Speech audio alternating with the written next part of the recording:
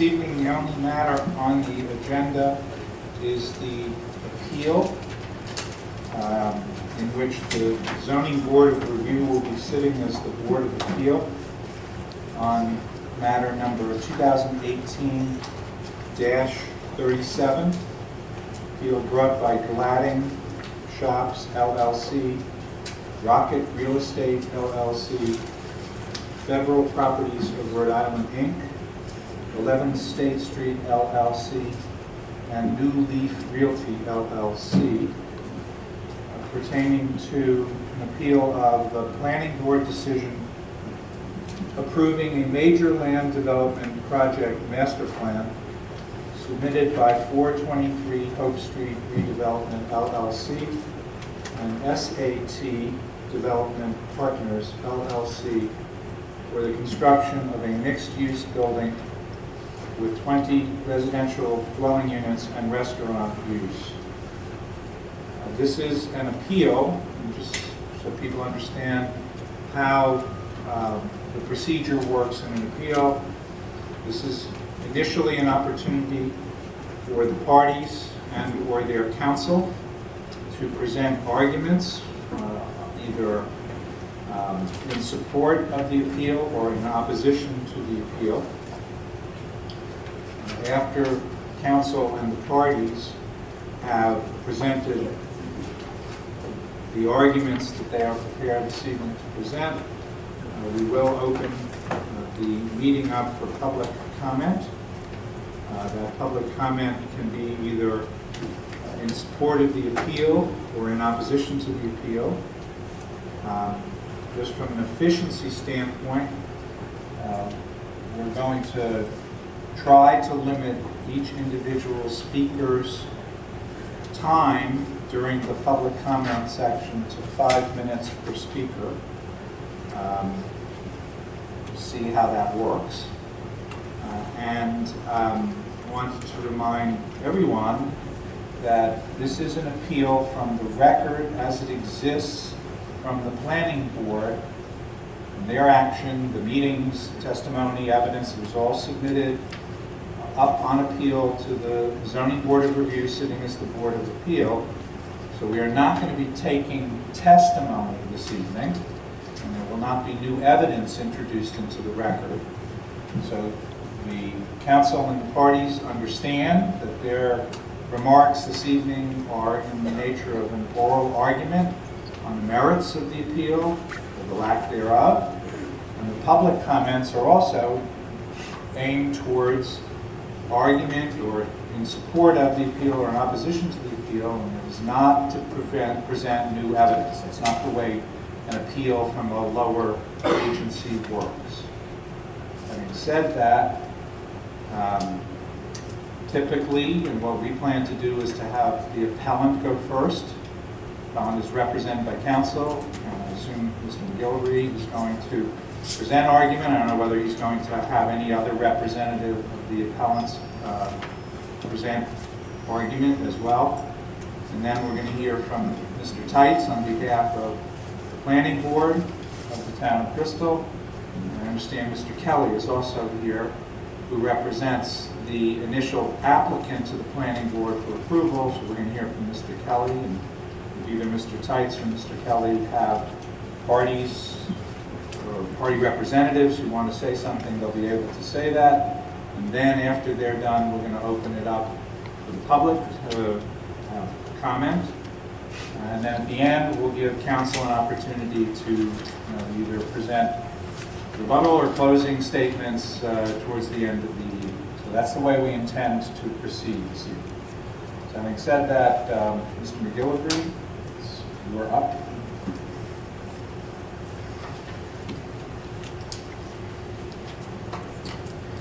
Do you need a spelling? Okay. Thank you, members of the board. Steve McGillivray on behalf of the appellants. I'm going to try to be brief, and you have our appeal, which in bullet point fashion states the various grounds for our appeal. I'm not going to go over each and every one of those. I will say that those are incorporated into my comments and aren't necessarily waived if I don't mention them tonight. I'm trying to hit the highlights, again, because you already have that information in front of you, and it doesn't really, not really a good expenditure of time if I simply reiterate those verbatim. There are a number of reasons for our appeal here, however, and they are, as you'll recall, in three categories. There's errors of procedure, there are factual mistakes, and then there are items that are unsupported by the record. And those are three grounds that, as I know this board is familiar, are grounds on which you may alter the lower body's decision, in this case the planning board. So, and some of the things that I mentioned will cross those categories. They may be both an error in procedure and an error in fact, but I'll go over them one by one in any event. First, let me just hit kind of the more mundane ones, and then I'm going to focus on some of the more, I think, ones that are essential to why the planning board should be reversed. And they should be reversed for all of these reasons, but there are a couple ones I really do want to focus on. First, I want to note that proper notice was not provided pursuant to Article 8 of the Planning Board. Not all of the appellants received notice, and accordingly, not all of them appeared at the hearing below. And as a result, they were prejudiced. In particular, I would point out New Leaf Realty is one that I didn't represent below. I don't believe they were there, and they were not properly noticed. But there were several others as well that are listed in our papers that were not properly noticed either. I'll also note that the town solicitor improperly advised certain members of the planning board that they must recuse themselves. And this happened in both the Historic District Commission and Planning Board, where people were basically tapped on the shoulder and told for a number of reasons that they couldn't be on the board. In almost everyone, and I think every one of those instances, it was someone who had signaled that they were not in support of the project. In fact, Mr. Katz, Steve Katz, has asked me to mention that he had spoken out against the board and against the project. Is this evidence? It's not evidence, it's argument. This was something. Yeah, I mean, he recused himself. And in the record, you'll see he spoke out against this throughout the proceedings. And then at a certain point, Mr. Tights tapped him on the shoulder and said, "You need to recuse yourself." That wasn't just Mr. Katz, but several of the people who eventually recused themselves were in fact against the project. Who other than Mr. Katz recused him or herself? It's in the record. Was that Mr. Hogan? Yes, it's in the record. I don't know that I have a complete list right here, but essentially everybody that recused themselves was on both the planning board and the Historic District Commission. We're only talking about the planning board tonight. We're told that they had to for one reason or another. Well, I thought one of the persons who recused himself did so at his own instance as a result of having a prior business relationship with the applicant. That may or may not be the case, Your Honor. I'm sorry, Mr. Hogan. Not to elevate you unduly. Call me Bruce. That may or may not be the case. The point is that the people who were tapped on the shoulder were basically against the project, and that's the only point I want to make. So, if somebody were to make public remarks, for example, to the press, that they had already made their mind up about a matter that was still being presented, wouldn't that, represent sort of prejudicial predisposition that would justify somebody recusing himself? Or herself? It may or may not.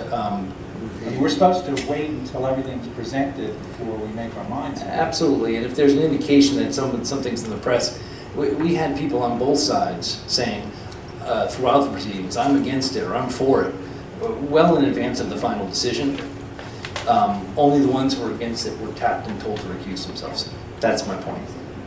I don't know, we had an instance at the zoning board where one of our members made statement to the press that resulted in that person deciding he wasn't going to sit because it appeared that even before the hearing had begun, that he appeared to have prejudged the matter. Yeah, and I think that would be fair in that instance. I don't think that's that's part of the record though.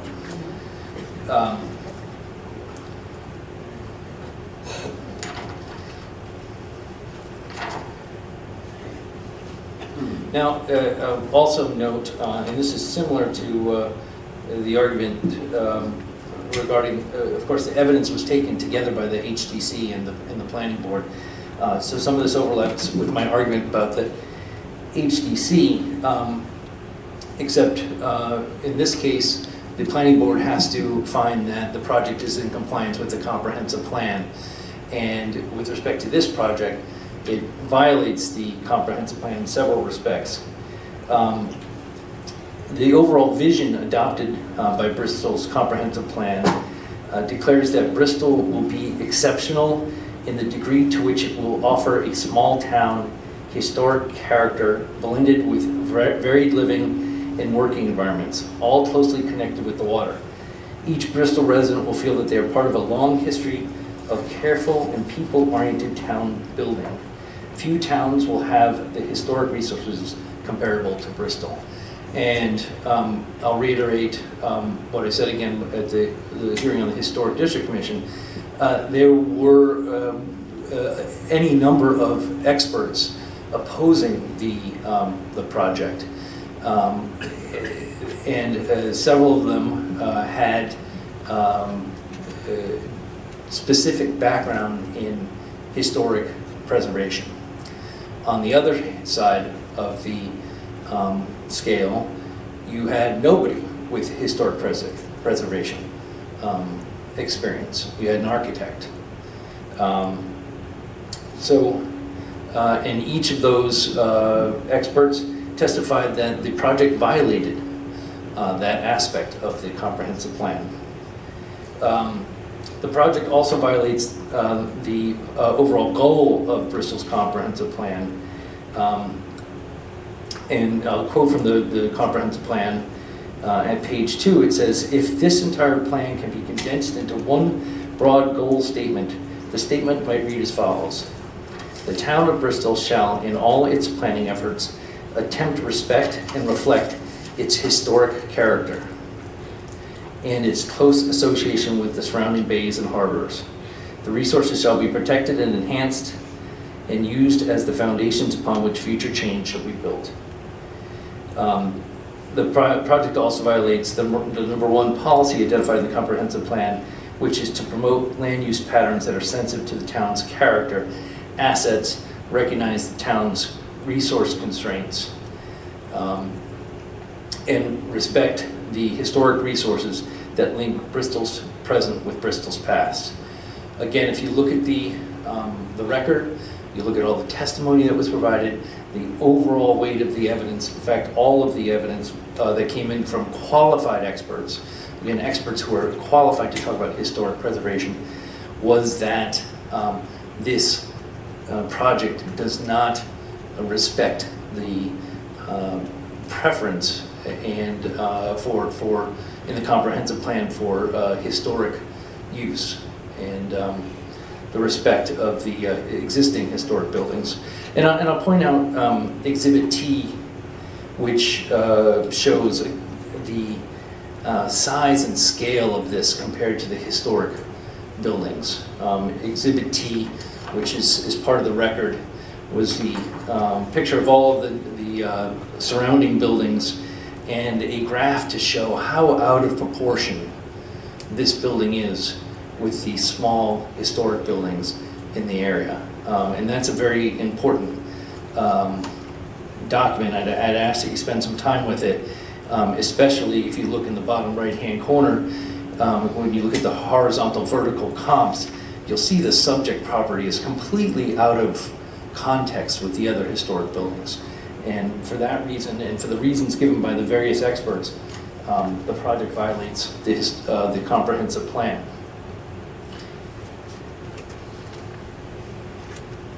Also, you had started by saying you were addressing some procedural errors, including the lack of notice, the town solicitor recusal issue, the joint meeting aspect. Those, I understand, are procedural arguments. This argument about the inconsistency with the comprehensive plan, does that fit under clear error, lack of support by the weight of the evidence, or prejudicial procedural error? It's a lack of support in the evidence. Thank you. And I apologize for jumping around a little bit. Okay, thank you. But yeah, that's clearly a lack of support on the record. And if you look again through the record, you'll see how the experts all fall on one side, at least the qualified experts.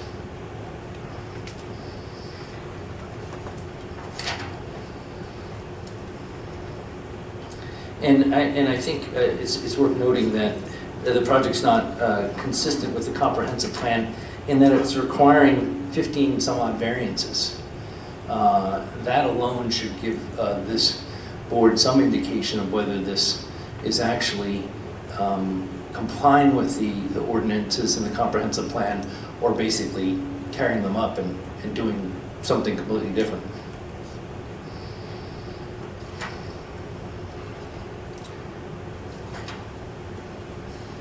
Now, I want to talk about two procedural errors that are related.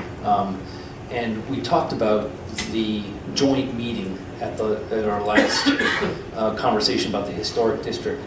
And I did not argue very stridently that the joint meeting was a problem. We did mention it. But with respect to the planning board's decision, that's really where it becomes clear that this joint meeting was improper. And so what happened was, at some point along the way, the town decided that it would be easier for the applicant, faster for the applicant, if they could do two things at once. It was somewhat unprecedented. Do the Historic District Commission and the Planning Board at once and have them sit together and deliberate together. It's not contemplated in the rules, it's not contemplated in the ordinances. It's really a very unique thing. And if we look at the history of the Planning Board decision, you'll realize why it was unique. The Planning Board had a number of different plans that it looked at over the course of its hearings, starting way back in the early part of the year. At some point, I believe it was in May, they said, this building's too tall. Do what you can to reduce the height. We want to make sure there's not a restaurant up there, and we don't like the tall pointed roofs. And so another plan was submitted with a flat roof, referred to in most of the papers as the flat roof plan. And from that point on, all of the discussion was about the flat roof plan. All of the public comment was about the flat roof plan. And when it came time for a vote, the two bodies were told, close down public hearing. They closed down public hearing, they voted, public hearing ended, and then they voted. First, the planning board voted, and they said, not unanimously, but they said, we're going to vote in favor of the flat roof plan that we've been looking at for months. And of course, the Historic Commission then surprised them and said, no, we want the peak roof plan that's taller. We think it looks better. We think that it's a more attractive design. And they had been told that this vote was simply to instruct the town solicitor what type of formal opinion that he should draft. But if you look at that, it's June 21st transcript, you can see what's happening at the end. The planning board rejects the pointed roof plan in a separate vote. Someone tries to amend it, they reject that. They say, no, we want the flat roof, and the Historic Commission says, no, we want the pointed roof. The meeting ends. So now Mr. Tights has a problem. How do you go forward? You have these joint meetings to help the developer out, and now you've got a problem. You got two different approvals for two different buildings. What are you going to do? Well, what you do is you go off and you draft an entirely different decision. One for the planning board. One that says that we like the pointy roof plan. The pitched roof gables is the technical term that I keep missing, but we like the pitched roof gable plan, despite the fact that we've been looking at the flat roof plan for months and months, despite the fact that the public comment was on the flat roof plan, despite the fact that after we closed public comment, we voted to approve the flat roof plan. They call it a straw vote, but that's what it was. And then the decision comes back, and I'm gonna, this is, so off goes the solicitor, and on his own, there's no meetings between when the solicitor issues this decision to the planning board at the next meeting, comes up with this language on his own. And you will not find this language. If you scour the June 21st hearing where they deliberated, you will not find this language anywhere. And it says, however, when the HDC voted, they voted to approve the design with the pitched roof gables at the corner of State and Hope Streets.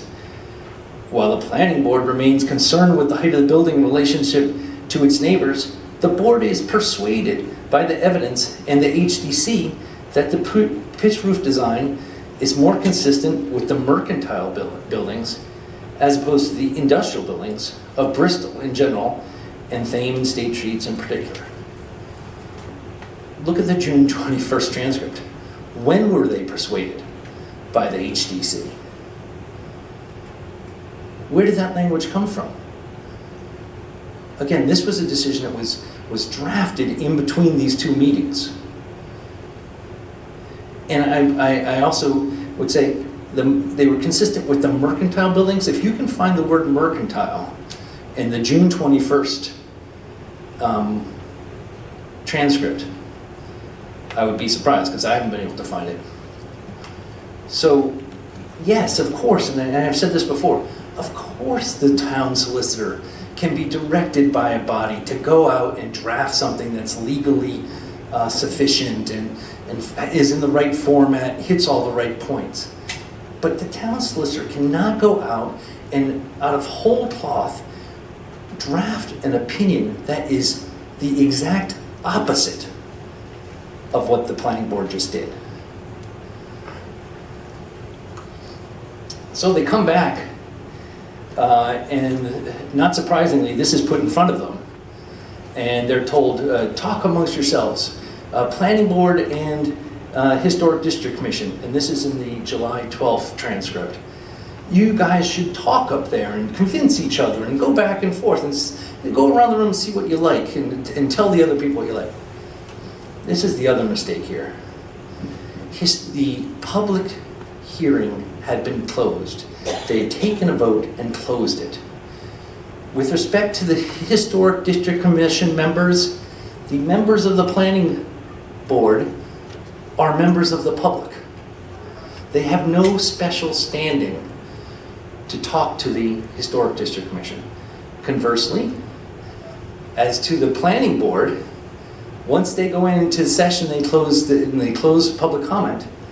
Those people that are sitting on the Historic Commission are members of the public with no greater or lesser rights than the other members of the public. So why are they getting to take part in this discussion after the close of the public meeting? The planning board closes the public meeting, only the planning board members should be deliberating. The Historic District Commission closed its public comment. After that, only the members of the Historic District should be deliberating. Those other people are simply members of the public. They have no particular standing to be involved. So that's where there's undue influence. And I received papers from SAT Development Partners LLC and 423 Hope Street redevelopment. And obviously they see this as an issue because they say, this is on page 14 of their brief, there is no evidence in the transcript or the record that the Planning Board and the Historic District Commission influence each other in any way. Well, I don't know if they read the decision, because the decision says that the board is persuaded by the evidence and the HDC. So the decision itself says that HDC convinced the planning board to change its mind. So there's undue influence. It's two separate issues. There's this influence issue, which is improper procedurally, and then there's this drafting out of whole cloth of a decision that's the opposite of what the board voted on June 21st. Both errors in procedure, and they're both the offspring or the result of this joint meeting. If they had followed what Bristol has as their procedure, and you can see it on their website, you would have these meetings one after another. First, the Historic District Commission would approve a plan, and then that plan would go over to the planning board, and they would know what they were voting on from the beginning. The public would know what they were commenting on, and you would only have one plan. Here, because of this very unprecedented procedure, we ended up with two plans at the end of the deliberations, and the town solicitor he did what he could. He tried to stitch it back together, but in doing so, he went off and he just drafted something that is not in the record. So again, not to belabor this, but I would say if you are going back to deliberate, look at the June 21st transcript. You'll see exactly what the planning board asked the town solicitor to do. Put that up next to the decision that they eventually decided on, and you'll see that the decision drafted alone in some law office does not reflect it.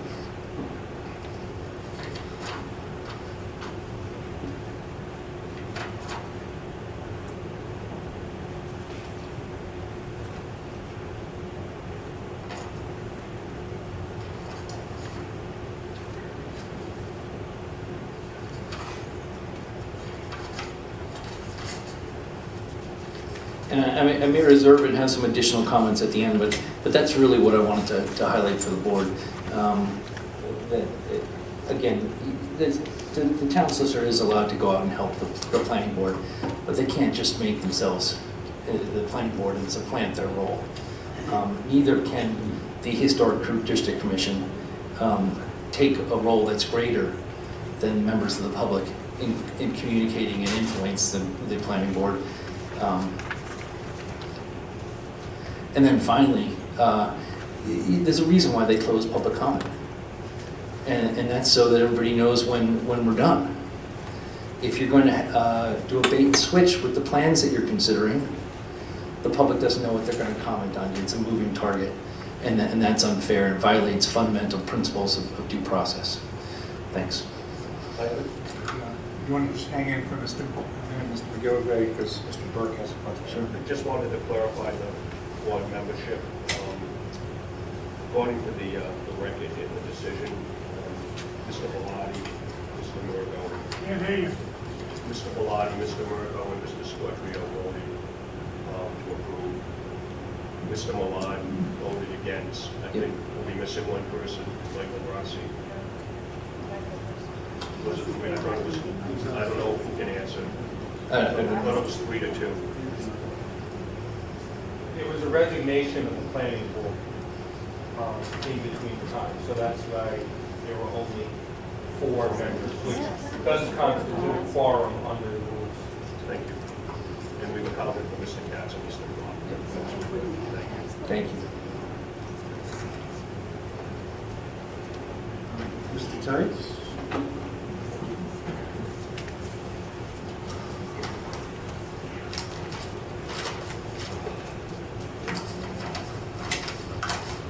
For the record, Andrew Teitz, T-E-I-T-Z, Assistant Town Solicitor for the Town of Bristol, representing the Planning Board, and I believe you already have the written designation from the Planning Board Administrative Officer designating me to represent them.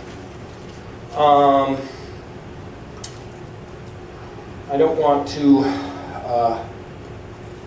take a lot of time here, but I also don't want to worry about raising or waiving issues, so I'll try to hit the key point. I guess what I'd like to start off with is pretty much the same thing I said in respect to the Historic District Commission appeal, that, as noted, this was not a unanimous decision. It was 3-1, probably would have been 3-2 if not for the resignation.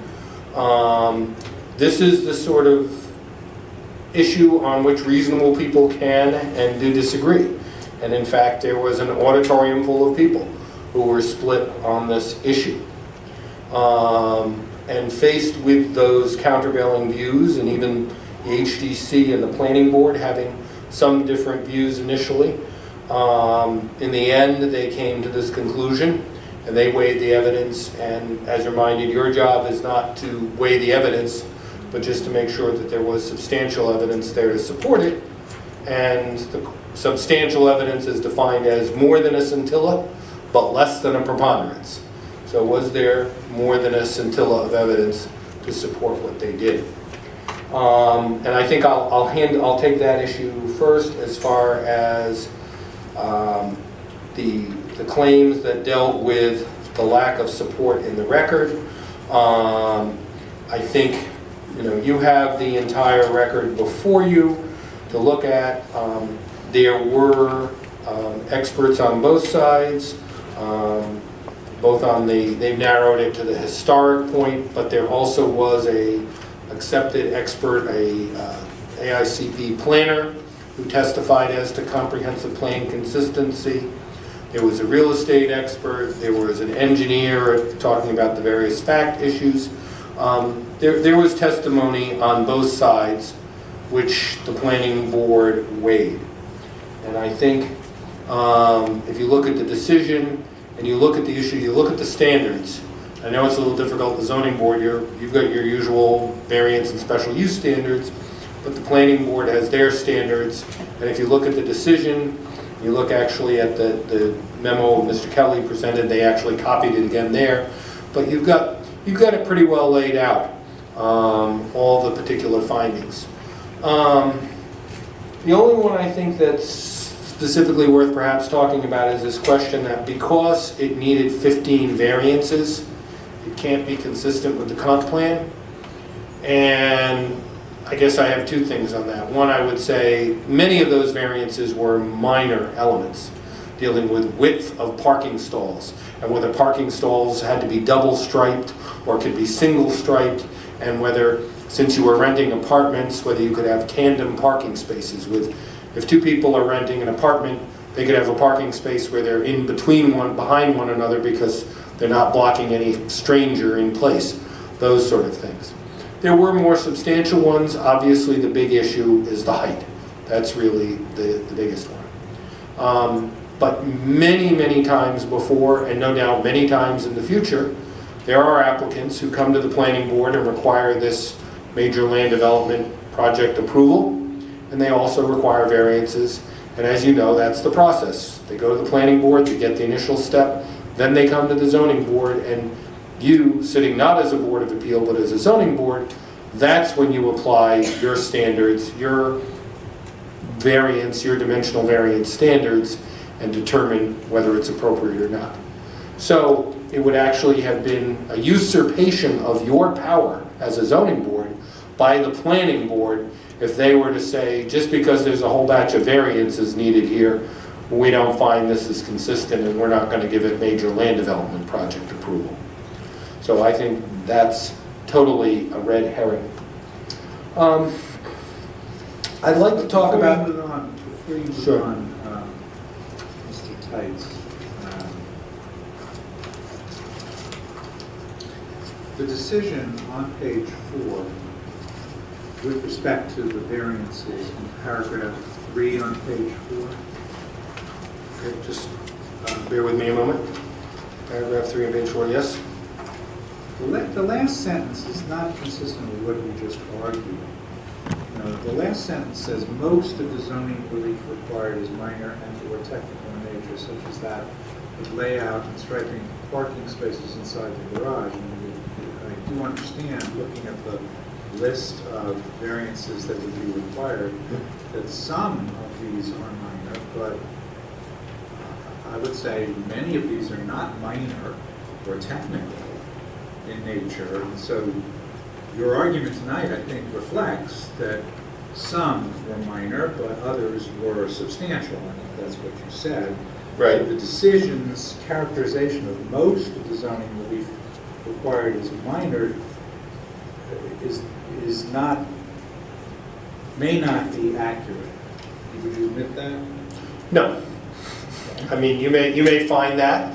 I don't know even if you find that whether it's, you know, half of the relief or most of the relief, whether it's 8 out of 15 or 6 out of 15 or 9 out of 15, I don't think that has any substantial basis. I don't think that is either without, I think there's substantial support in the record, and essentially they appear to be arguing it both as a support of the record and as an error type issue. I don't think it's error to talk about it.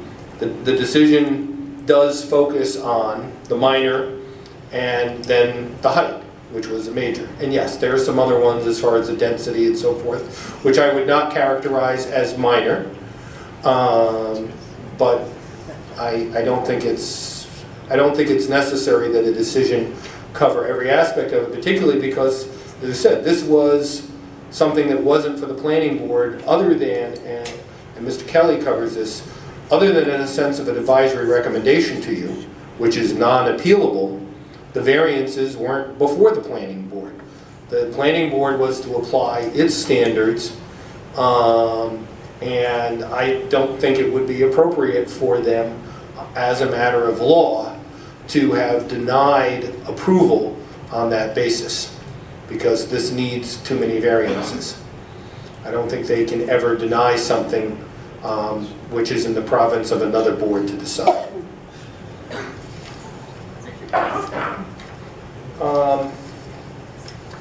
Sorry, lost my place here. So I want to focus on, there were a couple of things that were mentioned in the written item, which I want to just address on a substantive thing. And one of this was about, I don't know, what is substantive? I guess it's no on this one. Let's do it.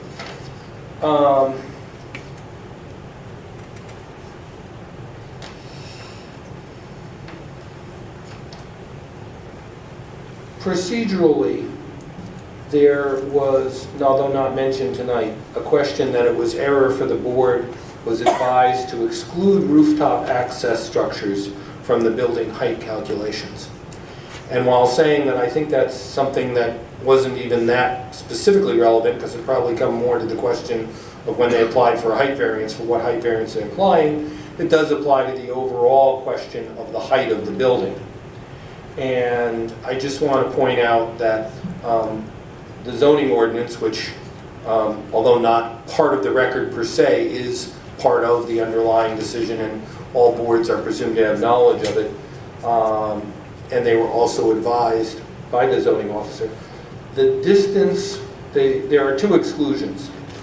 The section 28-1 of the zoning ordinance defines building height as the vertical distance from grade as defined herein to the top of the highest point of the roof or structure. The distance shall exclude unoccupied decorative space or items such as spires, chimneys, cupolas, weather vanes, flagpoles, and the like. So this goes to the question of whether those gables, putting back the gables on the building, which increase the height, the big question, the peaks of the peaked roof, whether that's part of the height or not. Point of order? I don't know if you want to take a point of order from the audience or not. No, it's not yet time for public But comment. he's putting things in the record that were not in the record. Well, he's making argument now. So, Mr. Tice, it's your time to continue. Thank you. And as I said, I'm only reading from the zoning ordinance, which I don't believe is something that is a record question. It just is if I read from a case to you. But those cupulas were that. The other thing is section 28-143 of the zoning Before you ordinance. move away from the definition Yeah. of the zoning ordinance, Mr. Tice, Yep. the exclusions that you identified in the zoning ordinance definition of building height, the and the like part of that, Yes. would that cover a storage structure on the roof? Is that your argument, that the storage structure on the roof would fall under and the like?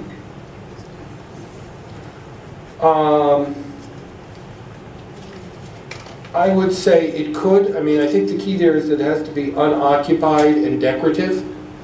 What about the building elevator Well, that- enclosure on the Right. That's actually the next section that has a separate exception. There's two separate things, and that's basically what I wanted to call to your attention. There's section 28-1 of the ordinance, which is the definition of height, and then there's section 28-143, which is entitled Height Requirements and Exceptions,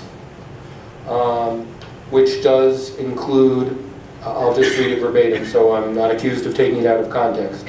Except in a residential zone, structures attached to a permanent building, such as church spires, towers or belfries, flagpoles, radio or television antennae, chimneys, elevator bulkheads, or silos, may be erected up to 50% above the maximum zone height regulations.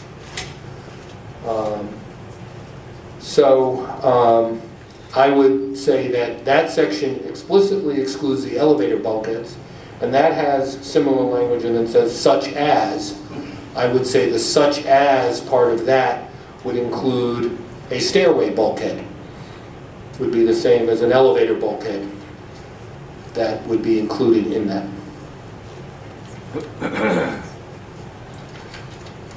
So let me talk about some of the other procedural stuff. First of all, on the notice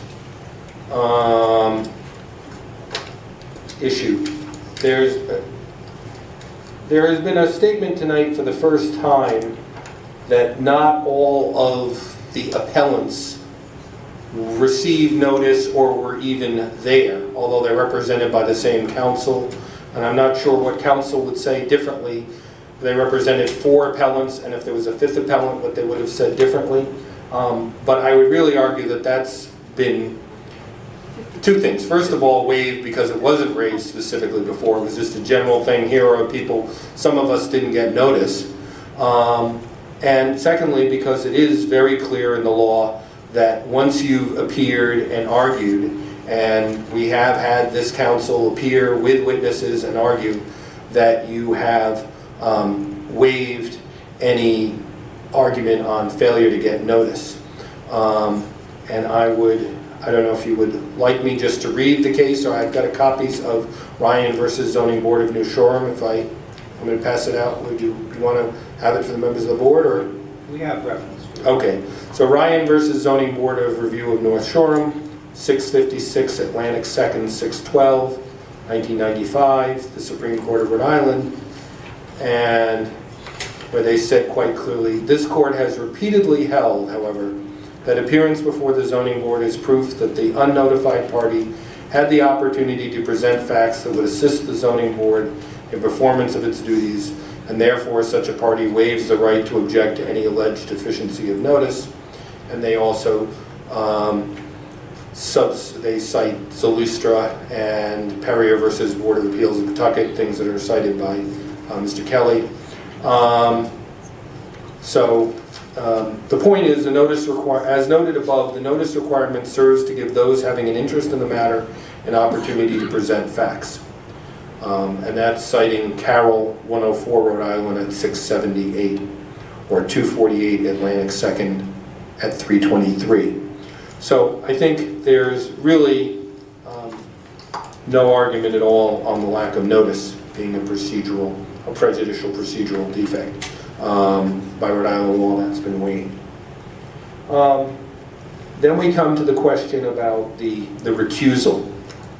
And I'd just like to talk a bit about that. And obviously, I'm personally involved in that. So, first of all, the question that only the people who were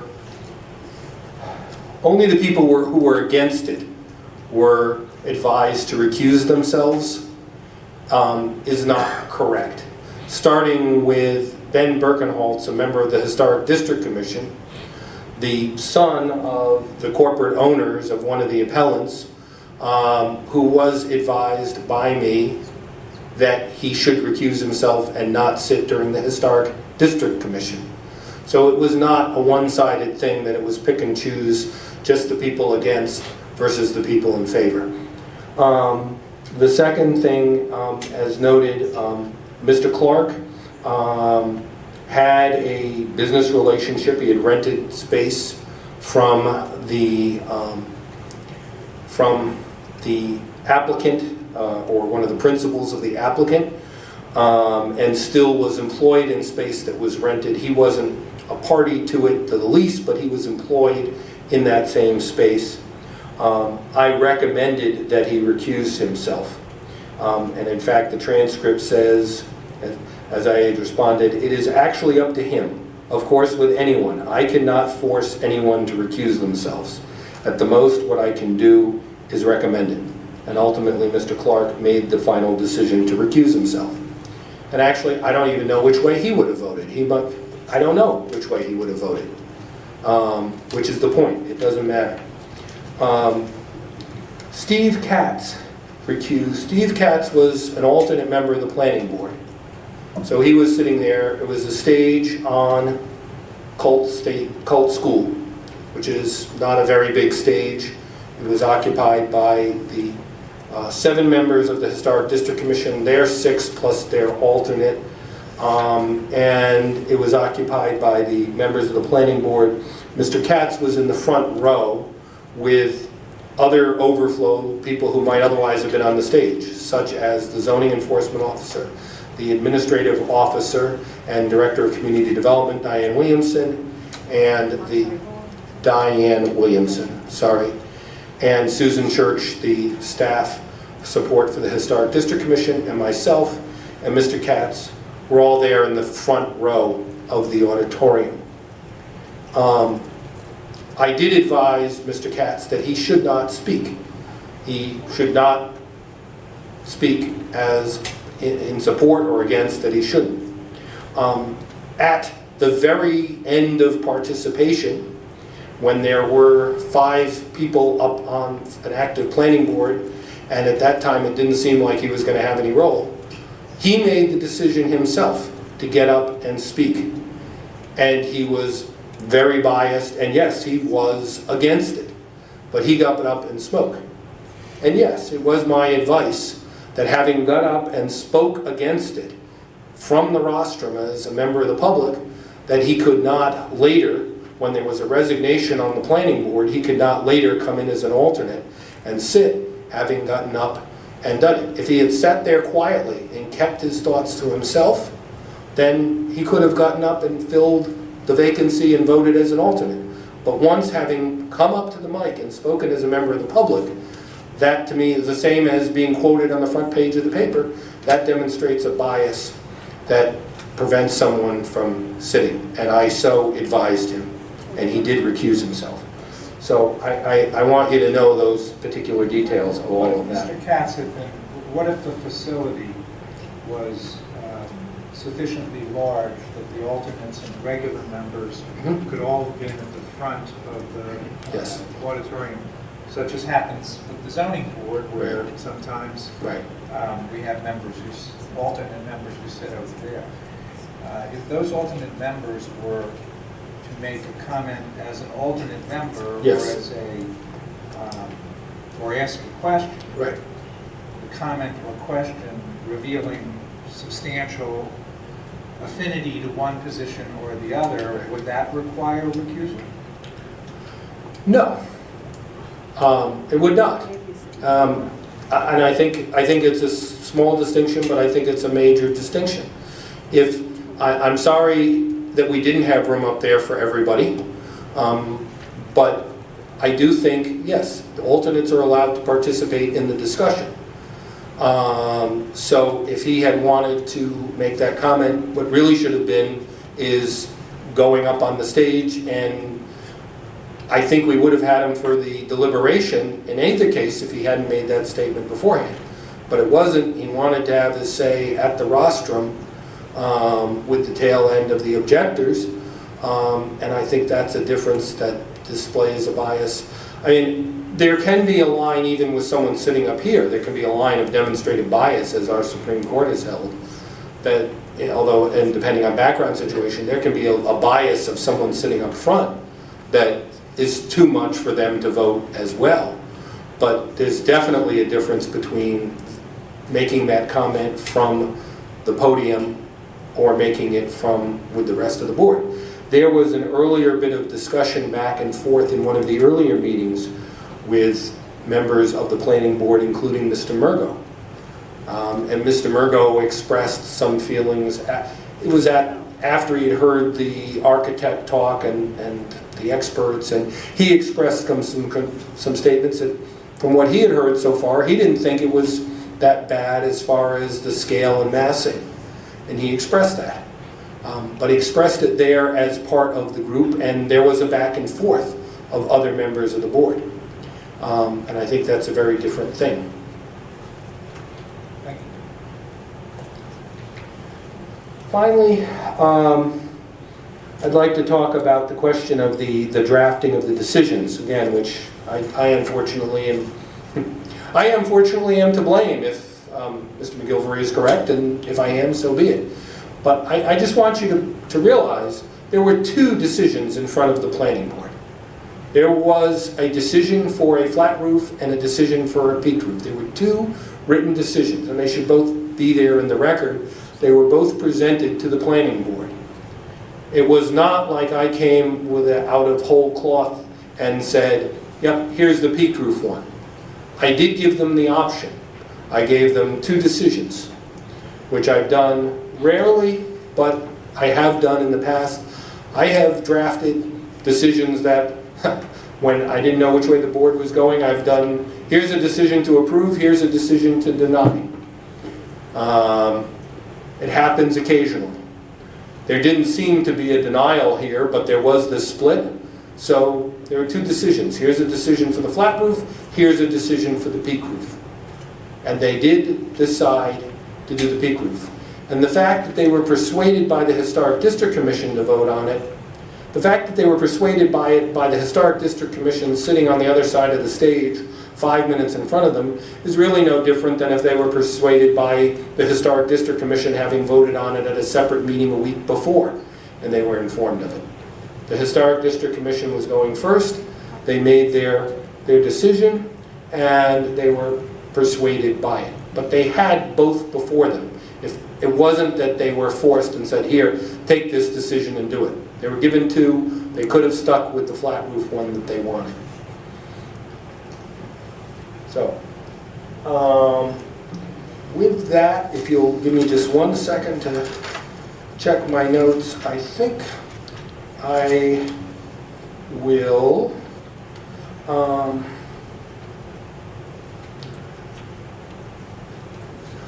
I do want to say one other thing, I'm sorry if I may. I just want to point out, and I'm not no, I'll just quit I'll quit while I'm behind, unless you have any questions of me. Do you have any questions for Mr. Tides? I just want a clarification. It was reported in the local newspaper. Would you speak into the Planning microphone? board. Use the mic. Turn it down. The planning board approved the flat roof design, and the Historic District Commission approved the peak roof design. Is that accurate? No. I know it's shocking to find out that something wasn't accurate in the newspaper, but what happened, and actually Mr. McGilvery described it, I think, fairly accurately, although he put his own slant on it, was that there was a discussion at that meeting in June after the end of the public hearing and the closing arguments. Okay, what do you want me to draft? And let's have a straw poll. What sort of things? And that's when the first 4-3 vote of the Historic District Commission came, and they wanted the peaked roof. And at that time, with the straw vote, yes, the planning board, at that point, it was 3-2 for a flat roof. And that is what led to, again, as Mr. McGilvery said accurately, leaving me in a pickle, leaving the town, leaving everybody. What are we going to do? Which is why there were 2 decisions prepared. And it wasn't like there were 5 people on the planning board that said we want a flat roof. If that were the case, I would have just done a flat roof decision. But there were 2 and 2 and 1 in the middle, and not really sure where they were going back and forth. So I did 2 decisions for them. 1 flat, 1 peaked roof. Came back. It wasn't something that was signed in the back room. It was back in the public space. I think we were back in town hall by then, or maybe we were still at Gold Skull. I can't even remember. We're back. Here it is. Here's what you've got. You know, which one do you want? And that decision was made according to your account at the public hearing? Yes. Well, it was a public meeting. The public hearing was closed, but it was a public meeting. People here with both decisions in front of them. And that's when they decided to vote for the peaked roof one. And that was July 12th. Yes. And that was the date on which you presented to the joint meeting of the Historic District Commission and the Planning Board, 1 draft Historic District Commission decision and 2 draft Planning Board decisions. Yes. And actually the decisions were presented a few days before, were delivered to them and made public and presented to the opposing council as well a few days before. Okay. Mr. Hayden?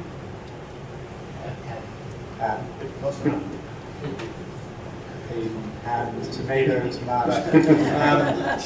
No tomato. Right. So Mr. Tanner has provided members of the board with a flash drive that is kind of like the certified record, because it's got lots and lots of documents that pertain to this matter. I don't see in that record the alternative decision to which Mr. Tights refers. So can you consult with Mr. Tanner at some point and see that we get a copy of that alternative decision? Thank you.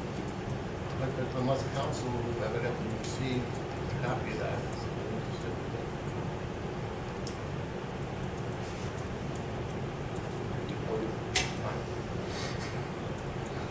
Okay, well, Mr. Okay, Tanner's the one who certified. I'll leave it to him.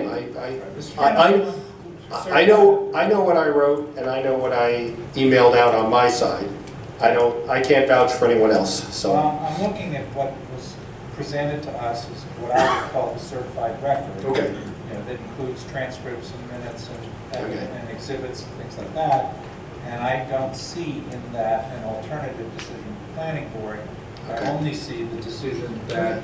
it may well be that Mr. Tanner, and I don't think anyone even asked the question of, I know no one asked the question of me, but the thought is usually, okay, the decision is there, but we don't think of that as the record of all the stuff that's happened in the public hearing. So, but I would definitely have your counsel look to it and find out what's in the file and what's there. Thank you. I'm wondering, okay. Are you done? Yes, obviously I'd like to reserve closing argument, rebuttal, and I might be able to provide more light on that by that time as well. We'll provide that opportunity for all council. Thank you. Mr. Kelly, do you don't need a break yet? Do you need a break yet? It's 10 after 8. Okay. Okay. Well, we'll do it after. We'll take a break after Mr. Kelly. Right? Thank you. Good evening. My name is Michael Kelly, and I'm an attorney representing the applicant below. I'd like to address just a couple of issues that have come up before I get into my main argument. Mr. Chairman, you brought up the point that McGilvery was the issue of experts. How many experts the appellants had before the planning board. well, if you look carefully at the record, you'll see that the so-called experts were in the nature of historic preservation experts. They weren't land use experts, they weren't engineers, and they were not architects. So I would submit to you that any expertise they had would have been limited to historic preservation. On the other hand, the applicant below had a very well-known and well-recognized land use expert, Mr. Pimentel, who's been recognized by the courts of the state of Rhode Island as an expert in that area. And he provided an extensive report to the board, whereas the appellants here had no land use expert to opine as to whether the plan was in conformance with the comprehensive plan. Mr. Pimentel's report is part of the record. If you take the time to read it, you'll see it's extensive, it's detailed, and it is specific and accurate. I would suggest that it was certainly proper for the planning board to find that this project was in conformance with the comprehensive plan based upon the testimony and report of Mr. Pimentel, whereas on the other hand, the remonstrants below, the appellants here, presented no such testimony. Now that's not to say that the planning board had to believe or adopt what an expert had to say. That's within their discretion. The mere fact that 4 so-called experts were testified for the appellants, and there was only the land use expert, 1 expert on the part of the applicant below, is of no moment. It's purely the planning board's determination and discretion to determine who they believe and who they believe has credibility. And in this instance, there being no land use expert presented in opposition to the project, they have adopted Mr. Pimentel's reasoning and portions of his report. In addition to Mr. Pimentel testifying, Douglas Kalfels, the managing partner of Union Studio, testified at length in regard to his professional opinion as to the design and architecture of the building and the impacts of the site, also the flood zone considerations, and also he provided ample testimony discussing the issues of height, detail, community character based on communications with the community in the town, and he further addressed the opinion that the design for the project meets the flood zone requirements. It's within the scale of buildings already in the community. Also had Mr. Scotti, a well-recognized real estate appraiser and expert, who testified that it was his opinion that the impact on this development would have on surrounding properties would be a positive impact, as new construction usually is, proper new construction. And he addressed concerns about student housing in the waterfront area and indicated that, in his opinion, these units would be focused on empty nesters, young professionals, and those looking for second homes. Mr. Hemingway, professional engineer, further testified concerning the site design, environmental permitting, and also addressed the environmental aspects of the site, and gave his opinion that there would be no concerns about an adverse impact on the environment due to the design which is being used for the project. Also, just to briefly touch on the procedural issues that have been raised. The appellants raised the issue of the joint meeting. In fact, joint meetings are allowed. There is no statute, ordinance, or case law that, in fact, prohibits or has in any way indicated that joint meetings are not allowed. And in fact, we have cited to you in our brief cases from Massachusetts that have indicated that joint meetings are in fact allowed, and the appellants noticeably have not presented any legal authority to the effect that a joint meeting is not allowed. In fact, They mentioned several times it was for the benefit of the developer. I would suggest to you it's also to the benefit of the town in terms of expense and the time of the volunteers that serve on the boards, such as you. In regard to the issue of the planning board decision below, in conformance finding that the project was in conformance with the comprehensive plan, if you take a look at page 4 of the decision, you will see that the planning board met and/or exceeded the requirements for its findings under Rhode Island General Laws 452360, citing at least 5 reasons why they found it to be in conformance with the comprehensive plan. And they then went on to indicate that although it's not in compliance with the standards and provisions of the zoning ordinance with dimensional relief, it would be in compliance with the zoning ordinance. They then went on to address the height of the building and indicating that it was very concerned about the height. There was a discussion about the board requested the applicant modify the plans, and the applicant complied with those plans, with that request to reduce the height and items on the roof. Before you move on, Mr. Kelly, I'm looking at page 4 of the planning board's decision, specifically looking at paragraph 2E, which you identify as one of the supporting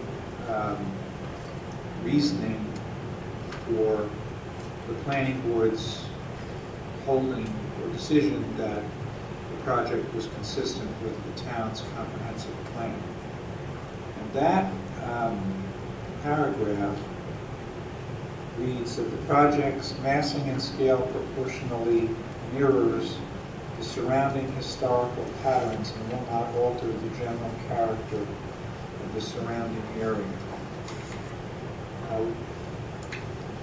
The concern I have about that particular piece of reasoning is there's no identification there of what surrounding properties they're using as a standard. To me, that's a conclusory statement and not a factual finding. Wouldn't it have been better for the planning board to have identified the comparable properties that it was saying massing and scaling fit in with the surrounding neighborhood? Well, for purposes of clarity and reading and understanding what it was based on, yes, that would have been better. However, if you review the transcript, you will see that the architect went through a complete analysis of each building and opined in regard to how this project comported with and mirrored the surrounding historical patterns, and also the basis for his statement that it would not alter the general character of the surrounding areas. He actually went through multiple buildings. There are, in fact, part of the record, you'll see pictures of buildings that were used, scaling them, etc. So it's the Exhibit T to which Mr. McGillivray referred? I don't know the exhibit letter off the top of my head. I know it's part of the record, reviewing it, and there's extensive testimony by Mr. Kalfels in regard to that issue, who of course is an architect, while on the other hand, the so-called experts that were presented by the appellants here were allegedly experts in historic preservation as opposed to architecture. I would suggest that an architect might be better suited to determine the massing and scale issues that were the subject of the discussion below. I know you know well the standard to be applied, because it's the same standard here as it was for the HDC appeal, and that is that in instances of a board appeals review of a planning board or administrative officer's decision on matters subject to this chapter, the Board of Appeals shall not substitute its own judgment for that of the planning board or the administrative officer. It must consider the issue upon the findings and record of the planning board or administrative officer. This board shall not reverse a decision of the planning board or administrative officer except upon a finding of prejudicial procedural error, clear error, or lack of support by weight of the evidence in the record.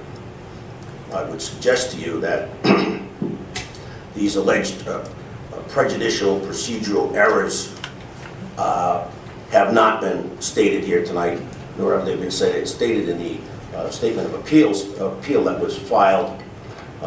Joint meetings are allowed. The case law we've cited indicates that they are, and there's nothing that's been cited by the appellants to the contrary, due to the fact that there is no such law to be cited. And in terms of clear error, there's been no recitation in this appeal of any clear error. And in terms of the weight of the evidence, Mr. Tights addressed that very, very well, and that is a scintilla as opposed to a preponderance. And a review of the record will certainly indicate that the record contains more than sufficient evidence to support all of the findings of fact that were made by the planning board. In regard to the other alleged procedural error of failure to notify, failure to receive notice, Mr. Tights, as you know, cited several cases. There's 5 or 6 Supreme Court cases that clearly indicate when one participates in a hearing, either with counsel or individually, they waive the right to notice, if in fact there was no notice. I'm not aware of anything in the record that supports the fact that New Leaf did not receive notice, and I haven't heard anything here tonight. Now, in regard to the town solicitor recommending or suggesting that Mr. Clark recuse himself, Mr. Katz recused themselves, if you take a look at the planning board regulations themselves, at section 8.4F, entitled Conflict of Interest, it reads, as soon as any conflict of interest for a member occurs or is revealed, that member shall immediately recuse himself or herself and shall not sit as an active member, and shall take no part in the conduct of the meeting or hearing on such matter. So it wasn't up to Mr. Tights to recommend it. It wasn't up to him to tell the planning board member to recuse themselves. They're required to, under their own regulations, clear as a bell. And in terms of the reasons for the recusal, I understand Mr. Clark had a potential financial interest, which would require him to recuse himself. And in terms of Mr. Katz speaking out against the project before the testimony was concluded, the case was concluded, just speaking out as a member of the public, or appearing to be a member of the public, certainly violates many, many Supreme Court cases in this jurisdiction, and the leading cases from a case out of East Providence, which slips my mind at the moment, but the Supreme Court on many occasions has said that a member of a board who has to make decisions such as the planning board, zoning board, if they in fact are biased or make statements to the effect that they've predetermined the matter, they must recuse themselves. And that case is Barbara Realty versus the zoning board of East Providence. It's been in existence for quite some time and has been followed extensively by other courts. Now, I've addressed the joint meeting, and once again, as I said, in the case of Woods versus the City of Newton, Supreme Judicial Court, Massachusetts, held that it was no error for the planning board and the committee of the board of aldermen, that's the town council or city council in Massachusetts, to hold a joint hearing where notice of hearing before the board and committee at the same time and place was properly published, which is the case here. Now, in regard to the planning board utilizing legal counsel to draft findings, frankly, I think that that's frivolous. And the Supreme Court of Rhode Island has indicated on many occasions that the boards should use legal counsel to draft decisions. In fact, in the case of Sousa versus the Zoning Board of the Town of Warren, the Supreme Court indicated in 1968, it might be appropriate to suggest again that because of the complicated legal questions incident to all zoning hearings, zoning boards should avail themselves of the legal services of their municipal legal departments to improve their written decisions. Now that's the Supreme Court telling boards to use legal counsel to draft their decisions. And in another case that this issue was addressed, the court indicated that it advised zoning boards that it's within their prerogative to request counsel who appear before them to submit suggested findings of fact and conclusions of law. Perhaps, if these suggestions are followed, the Robinson standards will more frequently be satisfied, and the case will be infrequent where a remand to a board for clarification and completion of a decision is necessary. So here we have the Supreme Court in multiple cases telling boards below, you should be using legal counsel. These cases are not simple, they're complicated. Obviously, this one is complicated. I would suggest it would have been irresponsible to a certain extent for the board below not to ask legal counsel to assist them. And now that we have the situation straightened out in regard to the planning board straw vote for a flat roof versus a pitched roof, Mr. Tights, I think, explained that very, very well. And I've seen the occasion before where multiple decisions were submitted to a board, and the fact of the matter is the board voted on the decision that they adopted. Open session before the public, so they did in fact adopt that decision. There's also another item that was raised in regard to violation of the open meetings law. Frankly, there's no evidence below that there were any violations, but I would point out that the Rhode Island Supreme Court has in fact indicated that a member of the public at any type of a meeting that's subject to the open meetings law does not have standing to bring that alleged violation as a reason for appeal before a board such as this. The Supreme Court's made it very clear that under the statute 4246(8), a party that's aggrieved as a result of a violation of the Open Meetings Act must either file a complaint with the Attorney General within 90 days from the public action revealing the alleged violation, or alternatively file a private complaint to Superior Court within 180 days. And so therefore, that allegation, unsupported by any evidence, is not something that these appellants can bring to this board. I've addressed the recommendation issue of the zoning board. Those are not appealable. And we've also addressed the issue concerning the comprehensive plan, which is subject of an extensive report by Mr. Pimentel. And if the case law is very clear that, in fact, every single reason, every single fact does not have to be presented in a decision such as this, as long as there is a scintilla of evidence in support in the record. And I would implore you to read the transcripts if you haven't already, and the record below. You will see that there is more than sufficient evidence to support the decision which the planning board made. Below, in terms of the height of the building, I would point out that this building is in a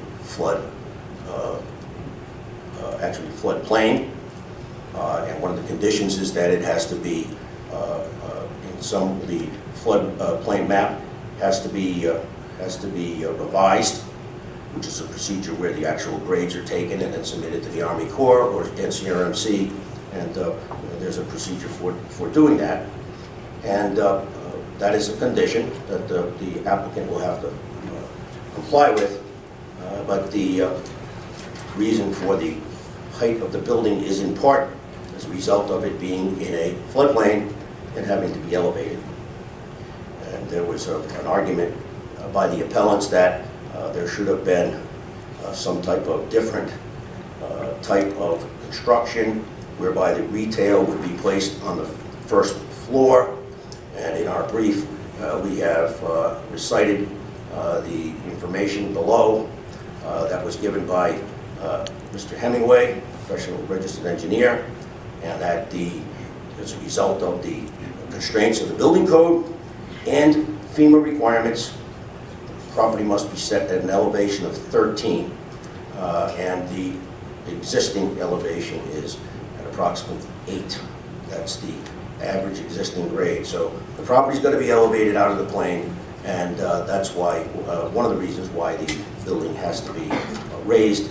And there's actually a new Rhode Island statute that was passed in 2018, which addresses the way that the floodplain and benchmark is to be determined, and that is the way it was designed in accordance with that statute.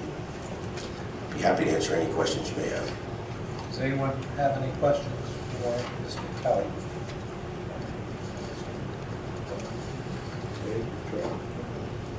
Thank you, Mr. Kelly. Would like to reserve comment at the end of the show. Absolutely. Thank you. So, are we going to take a break now? Would that be okay? Okay. We're going to take about a 10-minute break so the reporter can relax a little. The appeal, where we will hear public comment either in favor of or against.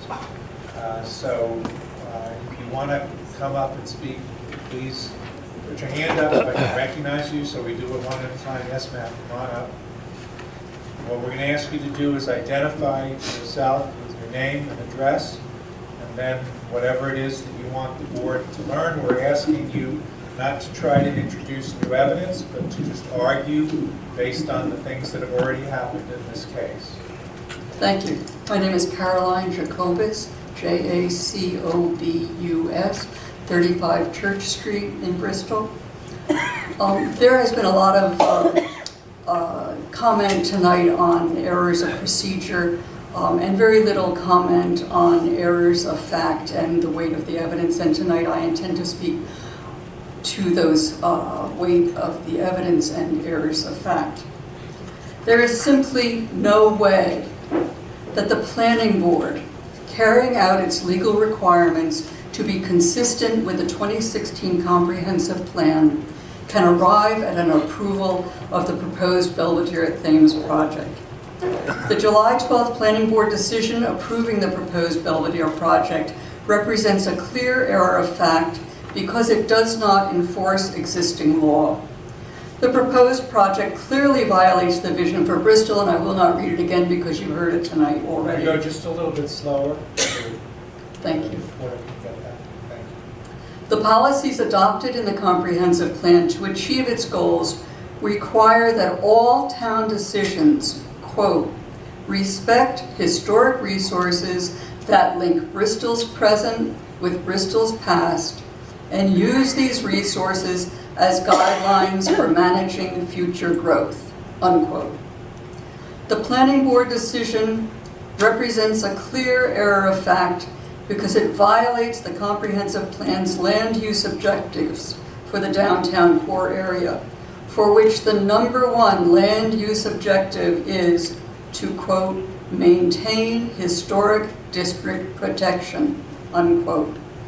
Bristol's own zoning ordinances based on this comprehensive plan would allow only 4 dwelling units on this 19,634 square footprint. 4 dwelling units, not 20, which is 5 times the allowed number. The developer's financial situation, which is put forth as the reason for this great density, is not permitted to be a factor for granting such an out-of-bounds departure from existing law.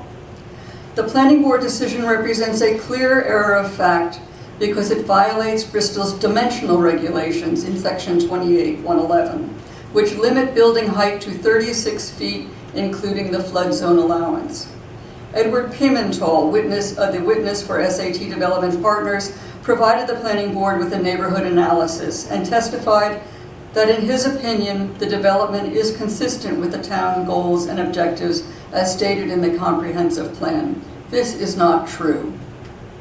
Douglas Kahlfels, architect for the project, gave his professional opinion that the project is within scale of buildings already in the community, that the building's height is similar in height to several buildings in and around Thames Street. This is misleading. An analysis made by Steve DeLeo of the 24 buildings surrounding the proposed project, based upon the town's own records and field measurement, calculated that the average building height in the area is 29 feet. An average building width is measured at just 36 feet across. A building that rises to 52 feet, including the elevator and stair enclosures, as the proposed project does, clearly is not compatible with buildings that average 29 feet high. And a building that stretches 176 feet along Thames Street is clearly not compatible with an average 36-foot width for the surrounding buildings, all 24 surrounding buildings. In fact, the Belvedere building would stretch 5 times wider than the average width of its surrounding buildings. And no reference to Robin Rugg or Stone Harbor is allowable, since those buildings are not within the waterfront historic district. At 47 feet 9 inches, the proposed project as shown in the developer's master plan is 12 feet 9 inches above the maximum allowed 35 feet. And when those elevator and stairway structures are added and the structure rises to 52 feet, that is fully 17 feet or almost 2 stories above the maximum allowable height.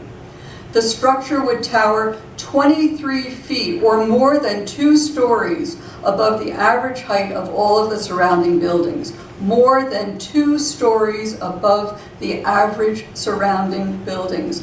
This can in no way, in no real world that I live in, be said to be, quote, similar in height to the buildings that surround it. The defined historic district in which this property is situated does not include the Belvedere building on Hope Street.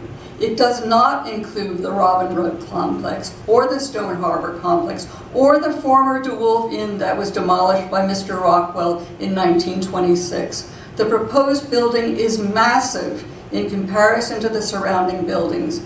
Built right up to the sidewalk, it will overwhelm pedestrians walking along Thames Street. It is hard to fully grasp the massiveness of this proposed project. I ask you to imagine Fenway Park's Green Monster. We had nice associations with the Red Sox baseball field right now, but think about it. As massive as the Green Monster wall is, it only reaches 37 feet 2 inches high. The Belvedere building would soar another 15 feet 7 inches higher than the Green Monster, and it would stretch down Thames Street right up to the sidewalk for a full 176 feet of dead wall, which is more than half the entire length of the Green Monster wall, which only stretches 310 feet. So 176 feet, more than halfway around that Fenway Park Green Monster Mr. wall. Kelly, Mr. Tice, want to keep that down? Excuse me? I'm sorry, then I would like to object. This is just restating testimony that was given below without any reference to the facts or whatnot. I heard your objection. I heard your objection, Thank you. and I believe Mr. Copus characterized this as examples of error of fact. However, I am going to tell Mr. Copus we're only going to allow her to speak for another minute because she's already gone for 10 minutes anyhow. Okay. I think it is critical to point out that the master plan drawings have repeatedly misrepresented the size of the historic buildings surrounding the proposed project. Since we're talking about the comparison of the proposed project to the surrounding projects, they have blown them up to 150% of what they actually are in an effort to make the proposed project appear smaller. The applicant is requesting a total of 15 variances. That's been spoken of to a great extent. I would say that you're asking for more than a 2-story height increase over the surrounding buildings. You are increasing lot coverage. I'm going to object. This is all about the variances and the recommendations, Mr. Cody. Thank you, Mr. Kelly. And Mr. Copus, Okay. you're out of time. Okay, You're out of time. thank you. Thank you. Does anybody else wish to speak at this point as public comment? Will you go up and speak and say the rest of it, please? Since I can't start from the top of the page. Okay. Identify yourself, your name and your address for the record, ma'am. My name is Mary Ann Who's Bergenholtz. that? My address is 366 Hope Street. 366 Hope Street. Thank you, Ms. Bergenholtz. Go on. Mr. Chairman, I have an objection to Ms. Bergenholtz speaking as trying to be a butter or a aggrieved party. As I said before, not aware of any property owned by Ms. Bergenholtz. Lighting shops is a leases property. It does not give her standing to take it. Well, we're not recognizing her as a party at this time. We opened it up for public comment, which Mr. Patton, are we allowed to do that at this point? So he's speaking as a member of the public. But I will ask you, Ms. Bergenholtz, to make argument, not to attempt to introduce new evidence at this time. If she is a party, then she has been spoken for. She's already been spoken for. If she's not a party, then she's never a party. So, She doesn't get 2 bites of the apple. I'm Mr. Excuse me, Ms. Bergenholtz. Mr. McGillivray, is Ms. Bergenholtz one of your clients? Gladding Shops is my client. I don't have any individuals as clients. Is Mrs. Bergenholtz a principal of Gladding Shops? That I'm not sure she is or she is not. Are you a principal of Gladding Shops LLC, Ms. Yes. Bergenholtz? Then your attorney has already spoken for you. I would object, just for the record, during the public hearing, members of the public are allowed to have voting advice to oppose this business. Well, I gave you the opportunity to present argument by yourself or other party representatives. You didn't choose to use that at that time, Mr. McGillivray, so we're not going to let you speak at this time. But Thank you. I was allowed to speak last time, Well- not that way. Okay, well, we're trying to follow a procedure. I informed the public at the beginning that parties would have an opportunity to present argument by counsel, and if they wished, in addition to that, party representatives during that phase of the proceedings. So this is an opportunity for members of the public who didn't have that ability to speak earlier on. So I'm going to ask you to sit down and see if anybody else wants to offer up public comment. Thank you. May I just say that the Supreme Court We are not going to hear from you, Ms. Bergenholtz. You had the opportunity, in association with your counsel, to speak on behalf of Gladding Shops LLC. Objection noted, Mr. McGillivray. Does anybody else wish to speak at this time?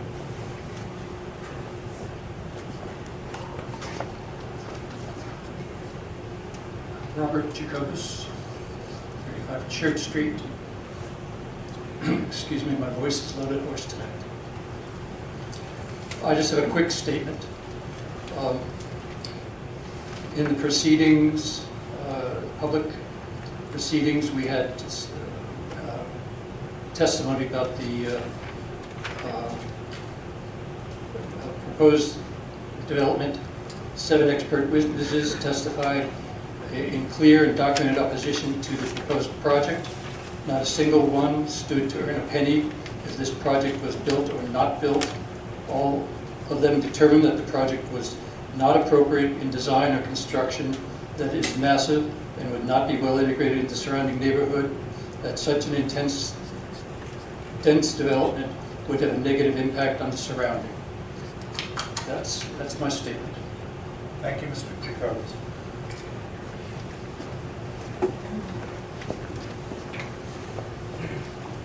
Identify yourself and give us your name. Yes, and speak. Keith Maloney, 72 Griswold Avenue. I want to speak to the point of recusal and specifically make reference to Mr. Kelly's pointing out to the law, which requires any member of a board or commission who once states a clear point of view must, and I quote him, immediately recuse himself. I recommend that you look at the testimony and see that both Mr. Murgo and Mr. Bellotti made specific references in support of the application, that they use terms like, let's get this done, I have no objection, let's do it. I referenced that in the testimony. Had those two individuals been forced, as was Mr. Katz and others, to recuse themselves, the vote would have been 2-1 against, not 3-2 for. If that's the law, then let's apply it even-handedly and not by choice of preference in support of this project. Thank you. Thank you, Mr. Maloney. Anybody else wish to speak during the public comment phase of the meeting? Forward, clerk.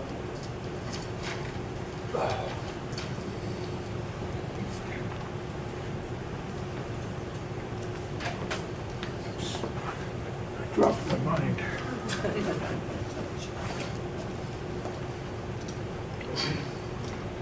Yeah, my name is Charles Millard, 620 Oak Street, Bristol. M-I-L-L-A-R-D. I'm a member of the planning board, and one of the 2 members who voted against the project. Addressing the issue of procedural error, speaking as one of the combatants. Excuse me, I'm going to object because your rules of procedure point out that the planning board designates a representative to speak for them. He cannot speak as a member of the planning board. Okay, and I back up and speak as a member of the public. I'm going to object to any testimony that's about why he did or didn't do it. It's about procedural error, it's not about why he did anything. One at a time, they ask our solicitor about our rules of procedure do address parties and their counsel speaking and identifying themselves as able to speak during that phase of the hearing. If Mr. Millard is a member of the planning board, would he have been required to speak in conjunction with Mr. Tights? He's represented by counsel. Speak up, please. Sorry. If you had counsel designated to speak for the board, then that was what was spoken for. If he wanted something said through Mr. Tights, he could have done that. That was the appropriate time to do it. If he's going to testify about what his reasons were, we have the decision of the planning board. And that's how the planning board speaks, by majority rule.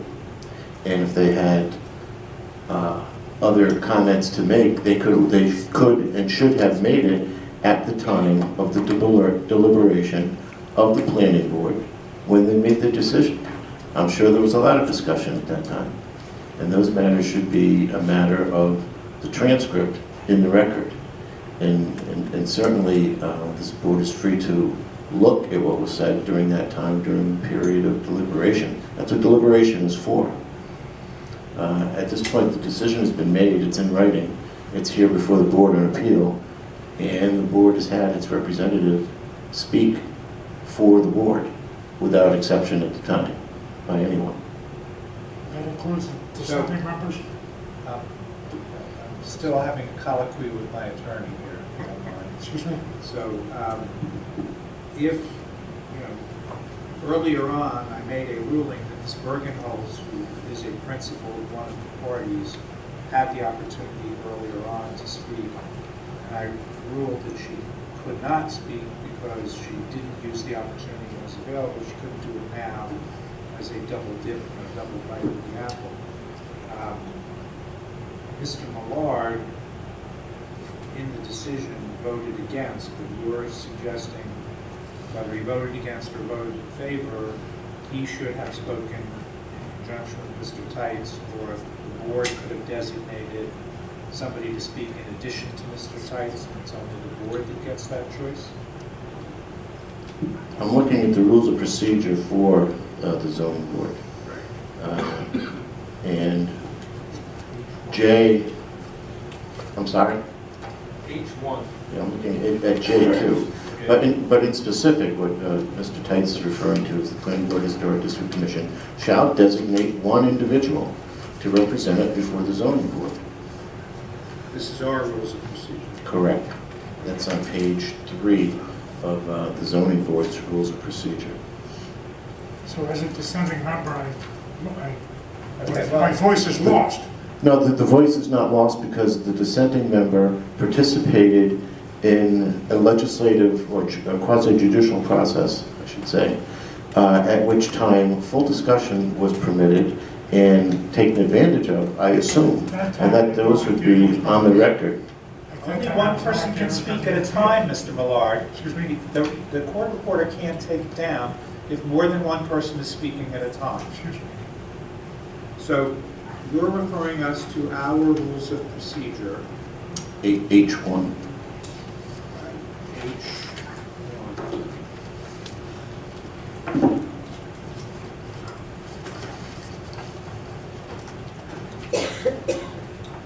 Right, so our rules of procedure, which dictate how we conduct the appeal, which were adopted in 2005 and have not been revised to my knowledge, state that the Planning Board or Historic District Commission shall designate one individual to represent it before the zoning board. For the Planning Board, this may be the administrative officer, the Planning Board chairman, or a member of the Planning Board. Such designation shall be in writing and presented no later than the start of the zoning board hearing.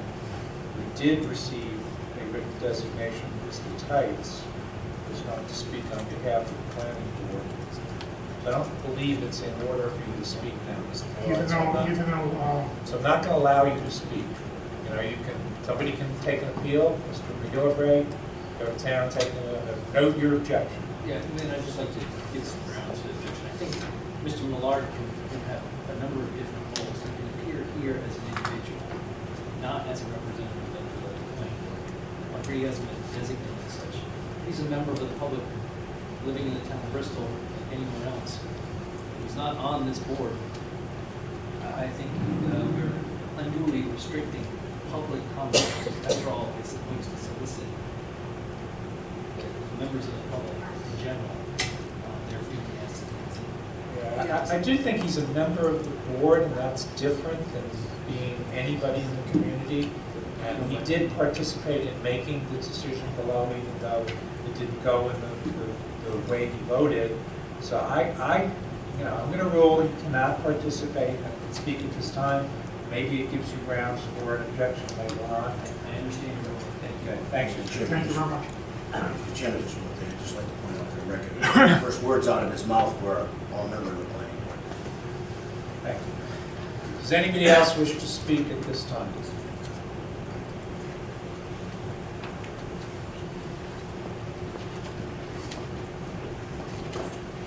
Hello, my name is Denise Arsenault. Sorry, my voice. Can you spell Arsenault? Yes, Arsenault. I live on Burton Street in Bristol. And I've been listening very carefully tonight. I've read all the articles, and I want to thank you for the work that you do. We were in front of the zoning board over 30 years ago, and I know you have a lot to contemplate. The only thing I want to urge you to do after listening over all of these months is to consider our comprehensive plan, which I believe most of the town of Bristol, most of the residents feel very strongly about and are very proud of. I think folks that have lived here a long time, as I have worked in the community, raised our families here, and folks that are newly arrived are very, very impressed with the progress that Bristol has made to date in maintaining its historic character, maintaining its economic base, maintaining itself as an amazing place to live. And I would urge you, when you make your decision, to consider that perhaps there were mistakes made and perhaps there were outside influences that impacted the decision of the planning board. I personally believe, as a homeowner over 30 years ago who built a house and had to come before the zoning board with one variance and shook in my boots about that, and it was about, you know, distance from the end of my house to the curb because we were on a substandard lot, which was 1/4 of an acre. I mean, never would we have dreamed of going to the edge of the sidewalk. What's being proposed, and I think Mrs. Jacobus made an amazing comparison, though I'm a Yankees fan, you know, to compare that building and to think about how much blank space we're going to be seeing where we have not Will been. object, Mr. Chairman. And that's another thing, I'm kind of bothered by people being able to stand up during public comment, but that's my own personal bias. And I will close by just asking that you strongly consider the comprehensive plan, which has tried to protect us from this large number of variances, I believe, and unusual structures that would truly impact the way we see our historic district and how we would like to continue to see that, how we would like to continue to live here. Thank you very much. Thank you, Ms. Arsenault.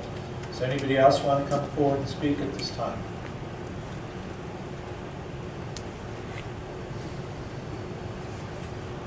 Okay.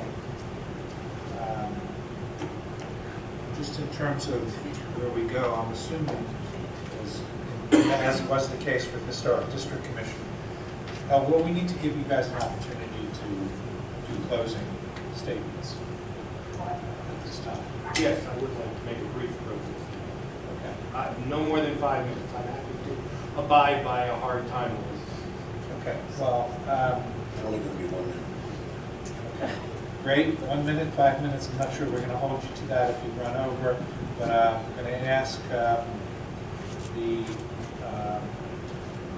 guess it's the appellees to go first, to give Mr. McGillivray the last statement. So, Mr. Tights.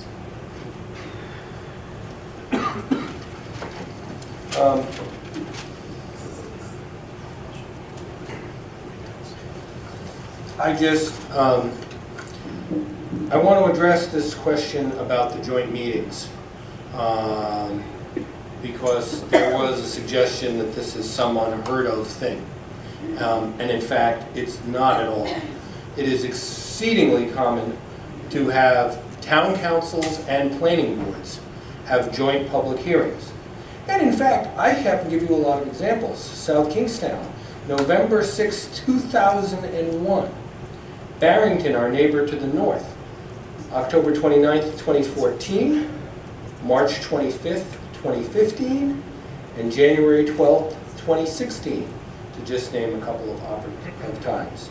Tiverton, December 28th, 2004, September 18, 2006, November 19, 2013. Jack, because I think this is talking about evidence outside the record. And I mean, we've been pretty scrupulous about protecting the record. Well, I don't mind letting go forward as a matter of courtesy. We took your point, Mr. Tights, that you're telling us joint hearings are not unheard. Well, I'd also like to specifically talk about Bristol, because I think you can take that. I don't think I'm going out of the record if I talk about Bristol. The Bristol Town Council and Planning Board had joint hearings far back as 15 years ago, Monday, March 31st, 2003, June 29, 2005, and not just the Town Council and the public hearing, and the Town Council and the Planning Board, but the Bristol Planning Board and the Bristol HDC have actually had a joint public hearing on guess what project? The Belvedere, on October 13, 2015, just over 3 years ago. There was a joint hearing of these same two bodies, which it's been challenged now that it was improper to have a joint hearing. Earlier, the Planning Board had determined, this was talking about the amenity deck on the parking deck before the liner building. They're going to put the amenity deck on the top of the parking deck, and the Planning Board required a living green screen on the side of the parking garage to screen it. The Historic District Commission at a separate meeting voted no, they didn't like the green screen. So there was a joint public hearing with the Planning Board and the Historic District Commission on October 13, 2015 for an earlier phase of this project to reconcile those differences. So I think that is important. But I also just want to add one other. We've often referred to as an earlier phase of this project. I don't know if it's in the developer's mind, if there's 8 phases or 2 phases or what. This is a separate application. I wasn't present at the previous one. It really has no precedential, even with the suite. I understand. I also want to point out, to my knowledge, and I haven't seen anything to the contrary, the joint hearing aspect was never objected to while the joint hearings were going on. So if I can't bring any of this stuff up that it's been done before, then they can't object to it because it was waived by not raising the objection during it.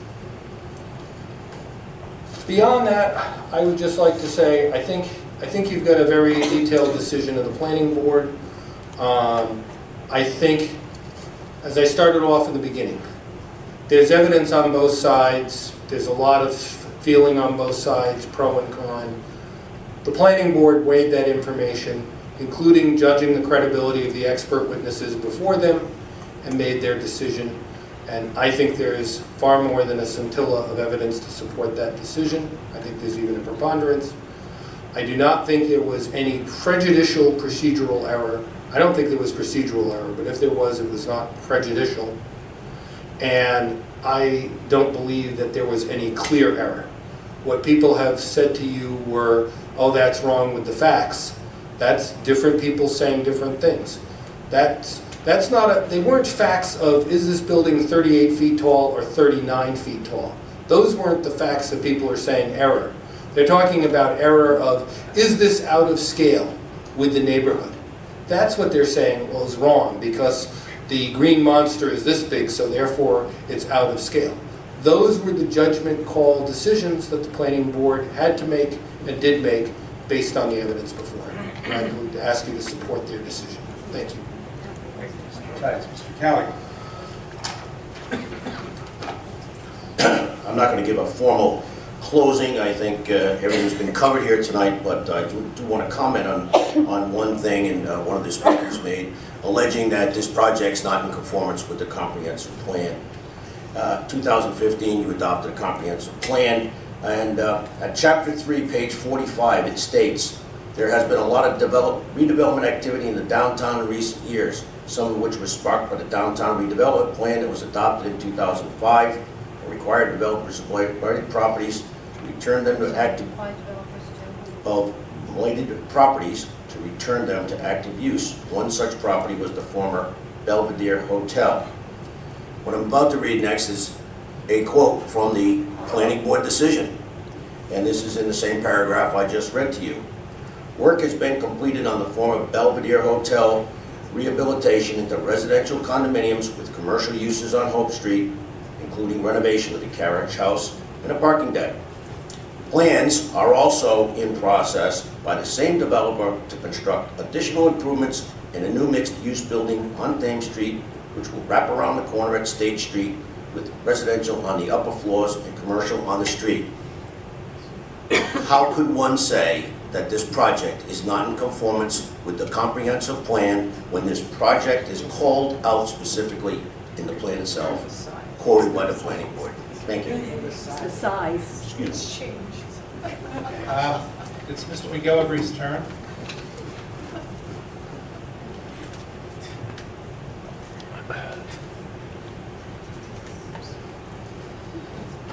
Thank you, members of the board, for spending yet another night listening to us. Maybe there's probably other things you'd like to be doing. Thankfully, there's no ball game on tonight. So. I read Sox. Yeah, Good. So. Celtics are Sorry, there you go. Anyway, I actually, let me start with the last point first. Talking about some reference to an early planning board decision, obviously that's not relevant here. There was no design for this building. No one knew how big it was going to be. So reading that into the record, a record from a previous application, something that may or may not have been said, I guess I'll formally object. I didn't want to interrupt his flow at the time. But anyway, that's not appropriate for consideration by this board. I wasn't reading from a prior planning board decision. I was reading from this planning board decision that we're speaking about. Okay. It's your turn, Steve. Thank you. And just another piece of, well, it's more than housekeeping, but I do want to preserve it for the record. And I did this last time. I do formally object to Mr. Tights representing the planning board and zoning board in this kind of adversarial situation. He is, or was supposed to be until not too long ago, the solicitor for the town. He is described as such. I am the solicitor for the town. He now, I guess, is going to go back before the Historic District Commission and hold the weights or the scales of justice evenly again. But it's clear that he's either through this process or probably prior to this process become biased in favor of this project, and he is in essence on both sides of the debate right now, and that's something that I think under rules would require his recusal. Now the historic. I'm going to object to that. That's pretty closely outrageous. What are your legal standards for doing the same? Right now, I want to know what provision of any conflict of interest law you're talking about, what case law you have to support that, and any facts that you have to support. What I find is an outrageous allegation made against a professional member of law. Okay, my next point is going to be about the comprehensive plan. So you're going to take it back, is what you're saying? I'm not going to take it back, and I'm not going to be cross-examined. I think that's a problem. So you have no basis for it? So there's been an objection made and noted by Mr. Tights. Go on, Mr. McGillivray, with your argument. Thank you, Mr. Cogan. Now, as to the variance issue, I didn't hit this in my first argument or my first discussion. The fact of the matter is the planning board is required to give a recommendation to this board with respect to variances. During my argument, you'll see this in the June, the earlier of the 2 June transcripts, I tried to explain to the planning board what the variances entailed so that they could make an educated assessment and recommendation. I was cut off, and as a result, the planning board has had no discussion regarding the merits of those variances, and therefore cannot make a legitimate, nor have they fulfilled their obligation to properly make a recommendation to this board.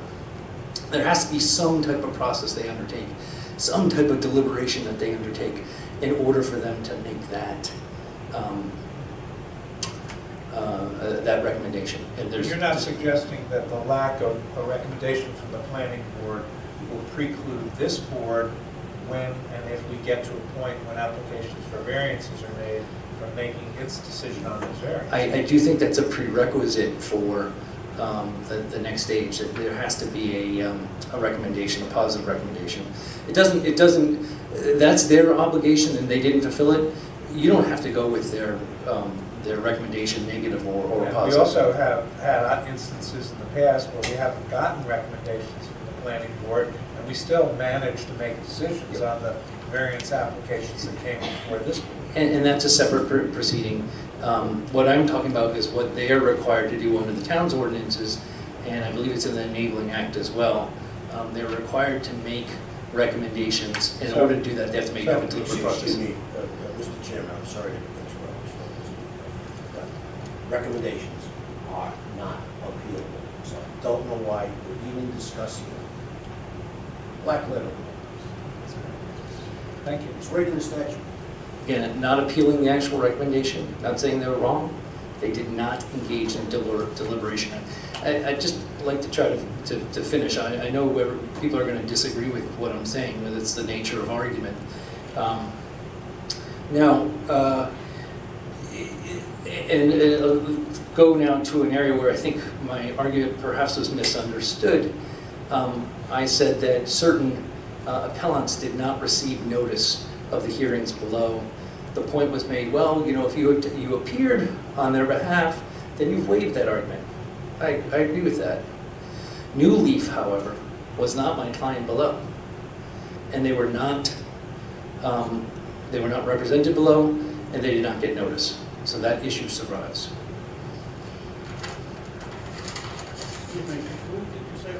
New Leaf, they're one of the appellants, but they were not represented below. New Leaf Realty LLC at 18 State Street, Bristol, Rhode Island.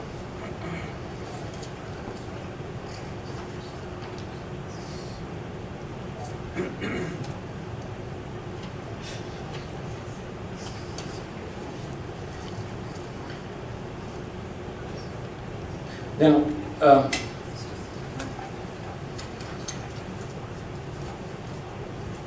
there was I'll correct a misstatement, which can be confirmed by this board on the record. There were a number of architects that were presented in objection to this project. And there were at least two that I knew of, Udal Khan being one of them, who's a professor here at Roger Williams. But I think the larger point was the comprehensive plan really is focused on the historic preservation. And therefore, these historic preservationists, their testimony should quite properly receive more weight. And to not have a historic preservationist to talk about the comprehensive plan shows that there's not even a scintilla of evidence in that regard that the comprehensive plan has been is in compliance, or the project is compliance with the comprehensive plan. Now, finally, I just want to get to the last bit, but this is this procedural error issue that everybody's been talking about. And I think, again, I don't know if my argument was misunderstood, so I want to clarify it. But again, of course you can ask the solicitor to help you draft a decision. I think Mr. Kelly quoted a case that said the solicitor can help improve the decision. It's not a controversial statement. But what the solicitor cannot do is go off on his own and draft something that's different than your decision. So look to the July 21st transcript when you I think what you're probably going to do is go off and hold this in abeyance until the next meeting. Take a look at, I'd say, the last 30 or 40 pages.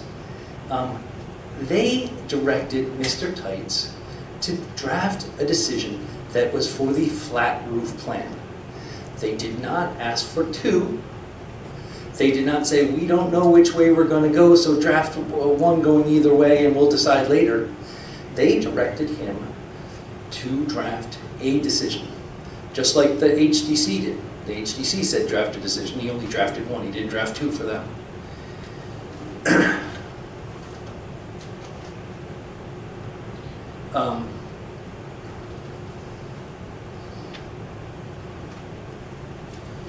So that decision was meant to reflect the vote on July 21st. That was what the planning board said. June 20. I'm sorry, June 21st. Go out and draft a decision, make it all nice legally, but here's what we want you to do. I would say they didn't address certain of the facts contained in that decision.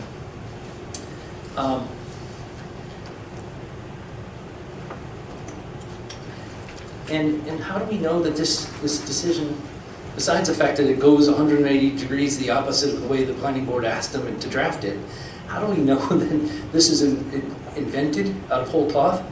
Because it says that the board was persuaded by the HDC that the building was more consistent with the mercantile. We know at the end of that July 21st meeting when they voted, they were decidedly not convinced by the HDC. The HDC voted the other way. They went for the peak roofs, and the zoning board said no. I mean, the planning board said no. Draft us an opinion for the flat roof. They were decidedly not persuaded. Sometime between July 21st and, June 21st and July 12th, June 21st and July 12th, they were persuaded by the planning board. I think what Mr. Teitz just said is that happened on July 12th, they were persuaded.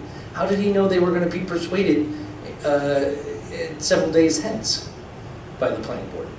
By the Historic District Commission. The decision does not reflect what went on July 21st. It does not reflect the direction of the planning board. It is an entirely different decision.